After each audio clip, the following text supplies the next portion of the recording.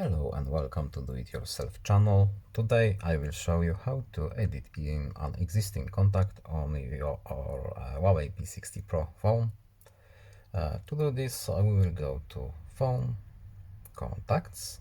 We have to search the contact we want to edit here, and we have to use this function, Edit here. We can edit what we need. For example, we can add here some numbers, first name, last name, everything that was here previously we can edit, of course, and confirm.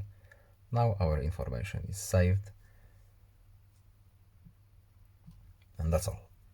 I hope it was helpful to you. Please leave a like and subscribe. Have a nice day and see you in the next video.